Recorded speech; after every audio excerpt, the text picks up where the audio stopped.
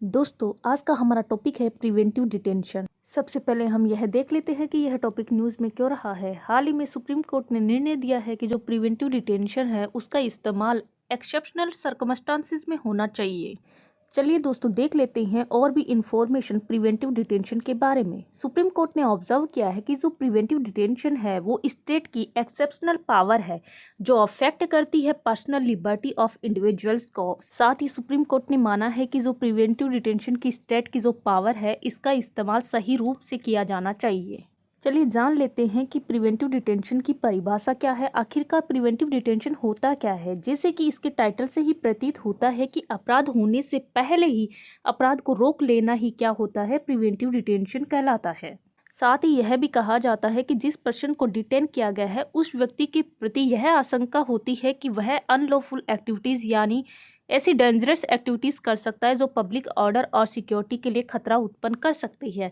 इस तरीके से पब्लिक ऑर्डर और सिक्योरिटी को मेंटेन करने के लिए उस व्यक्ति को अपराध करने से पहले ही उसे गिरफ्तार कर लिया जाता है ताकि देश का लॉ एंड ऑर्डर मेंटेन रहे।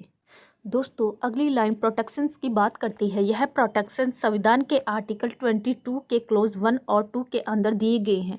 ये प्रोटेक्शंस किसी भी व्यक्ति को गिरफ्तारी करने से पहले दिए गए हैं, यानी किसी व्यक्ति को यदि गिरफ्तार किया जाता है तो उससे पहले उस व्यक्ति को यह अधिकार है कि वह गिरफ्तारी के कारण पूछ सकता है और वकील से परामर्श भी कर सकता है।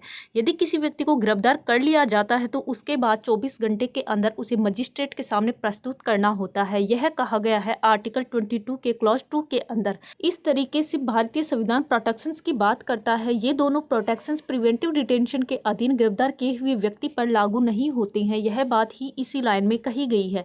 अब हम यह देखने का प्रयास करते हैं कि कौन कौन से वो ग्राउंड्स हैं जिनके आधार पर प्रिवेंटिव डिटेंशन को लागू किया जा सकता है। पहला ग्राउंड है security of state, second ground है फॉरेन अफेयर्स और security of India, third ground है maintenance of public order and fourth ground है maintenance of supplies and essential service and defence.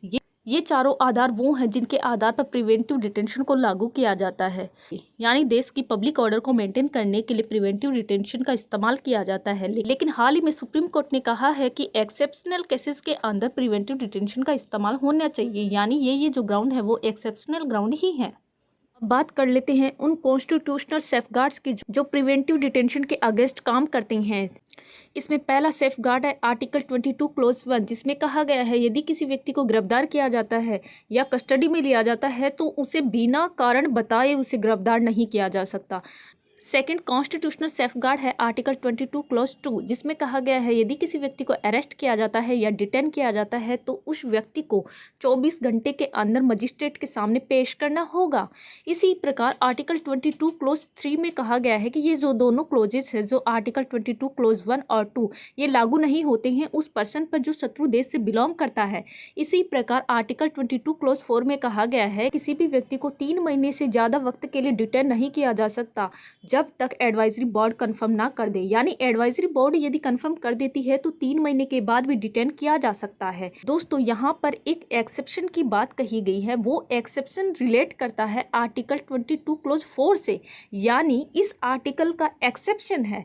लेकिन जो एक्सेप्शन जिस आर्टिकल में मेंशन है उस आर्टिकल का नाम है आर्टिकल 22 क्लोज 7 सब क्लोज बी। इसमें कहा गया है कि यदि किसी व्यक्ति को डिटेन किया जाता है तो डिटेन करने के लिए 3 महीने की अवधि होती है। यदि 3 महीने के बाद भी उसे डिटेन करना है तो एडवाइजरी बोर्ड इसको कंफर्म करेगी। इसके साथ ही कहा गया है कि पार्लियामेंट है वो भी डिसाइड कर सकती है बाय लॉ, यानी लॉ को प्रोवाइड करवा के वह भी डिसाइड कर सकती है कि 3 महीने के बाद यदि किसी व्यक्ति को डिटेन किया जा रहा है तो उसके कौन कौन से ग्राउंड होंगे। जैसे कि पार्लियामेंट डिसाइड कर सकती है कि मैक्सिमम पीरियड क्या हो सकता है डिटेंशन का। इसी प्रकार वो कौन सी सर्कमस्टांसेस होंगी, वो कौन से क्लासेस ऑफ पर्सन होंगे, क्लासेस ऑफ केसेस होंगे जिनके आधार पर प्रिवेंटिव डिटेंशन लागू हो सकता है, यह पार्लियामेंट डिसाइड करेगी। दोस्तों, देख लेते हैं उन लॉज के बारे में जो प्रिवेंटिव डिटेंशन के लिए भारत में अवेलेबल करवाए गए हैं।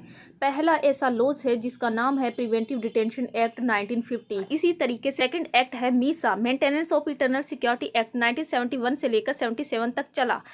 इसी प्रकार का अगला लॉज है foreign exchange and prevention of smuggling activities act 1974 का अगला एक्ट है टाडा, जिसकी फुल फॉर्म है terrorist and disruptive activities prevention act 1985। अगला एक्ट है पोटा, जिसकी फुल फॉर्म है प्रिवेंशन ऑफ टेररिज्म एक्ट 2002। इस एक्ट का सिमिलियर वही काम है जो टाडा एक्ट का काम है। आई होप दोस्तों इन लॉज को लेकर आपकी क्लैरिटी अच्छे से बनी होगी। चलते हैं अगली स्लाइड की ओर। अब बात कर लेते हैं उन मल्टीपल लॉज की जो परमिट करते हैं प्रिवेंटिव डिटेंशन को। पहला ऐसा ही एक्ट है unlawful activities prevention act. Second act है narcotic drugs and psychotropic substance act 1985, जिसे NDPS एक्ट 1985 के नाम से भी जाना जाता है। थर्ड एक्ट ऐसा है CRPC का डिटेंशन एक्ट सेक्शन 151 के अंदर दिया गया है।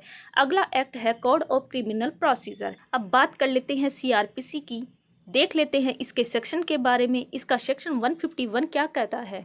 सेक्शन 151 में कहा गया है कि यदि पुलिस को लगता है कि कोई व्यक्ति आगे अपराध कर सकता है, यानी उससे शंका के आधार पर लग जाता है कि अपराध होने की संभावनाएं हैं, कॉग्निजेबल ऑफेंस के आधार पर ऐसे व्यक्ति को पुलिस गिरफ्तार कर सकती है। यानी किसी व्यक्ति को शंका के आधार पर गिरफ्तार किया जा सकता है पुलिस के द्वारा, यदि लगता है कि अपराध होने की संभावनाएं हैं और उसका अपराध देश की नेशनल सिक्योरिटी के लिए सही नहीं है। आई होप दोस्तों आपकी इस टॉपिक को लेकर क्लैरिटी अच्छे से बनी होगी। और यदि आपको हमारा पढ़ाना अच्छा लग रहा है तो चैनल को सब्सक्राइब करें और वीडियो को लाइक करें एंड शेयर करें। जल्द ही मिलते हैं अगले वीडियो के साथ।